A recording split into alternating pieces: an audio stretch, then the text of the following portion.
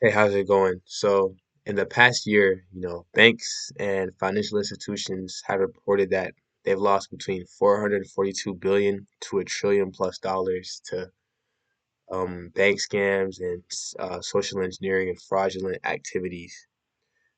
Unfortunately, the weakest link in cybersecurity is always going to be human psychology.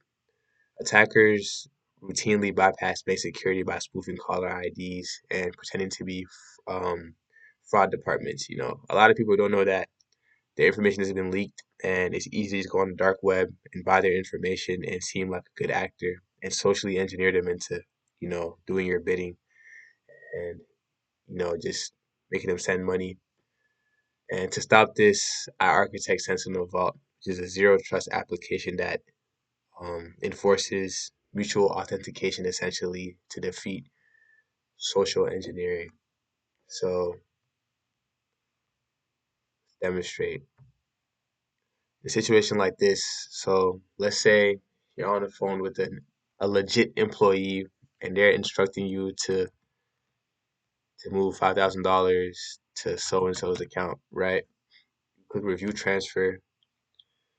And so, this is what comes up, a security check. Now, this is the first security checkpoint because most banking apps like Cash App, Coinbase, Zelle, whenever you're trying to do a big transfer, any kind of transfer, it never questions if an employee is telling you to do so. So this in itself would already save a customer or an employee as well as potentially millions or more dollars.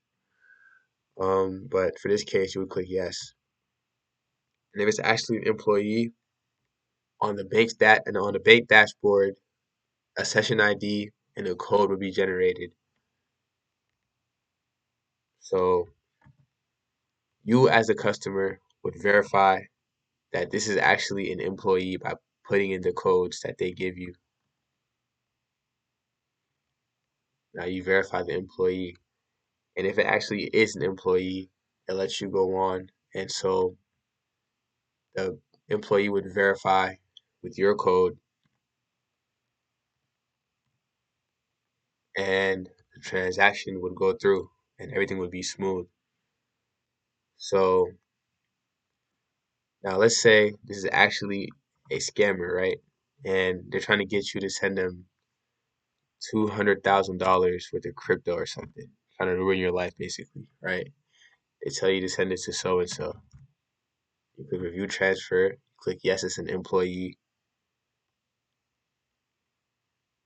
Now they have to give you a session ID. Now, obviously, if it's not an employee, they should never have access to the bank's dashboard or bank's internal systems, right? So, but for this case, let's say it's a scammer, right? So they won't have the right session ID. So they give you the wrong numbers basically. So you put 356, you put the wrong number in here and the wrong number in here. In a situation like this, since these are the wrong credentials, the circuit breaker would trip and the application would instantly kill the session and instruct you to hang up because it's probably a scammer, like so. Now let's say somehow, some way, the scammer actually has a valid session ID.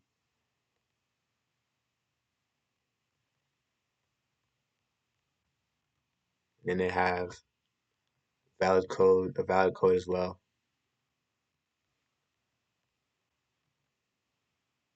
Put that in, and it lets it go, right? So now, if it's a scammer, they're not gonna have access to the correct or to the internal dashboard, right? So let's say you give them the code, they wouldn't have anywhere to put it. Now let's say they put in the wrong code, it also wouldn't work on their end. So essentially, this protects both parties. It protects the employees and it protects the customers from potentially losing millions of dollars. Um, even though right now this is a consumer-facing app, security always requires enterprise observability. So I'm gonna demonstrate that by showing. So in a situation like this, if this became way more advanced, Every event would trigger a high fidelity JSON webhook.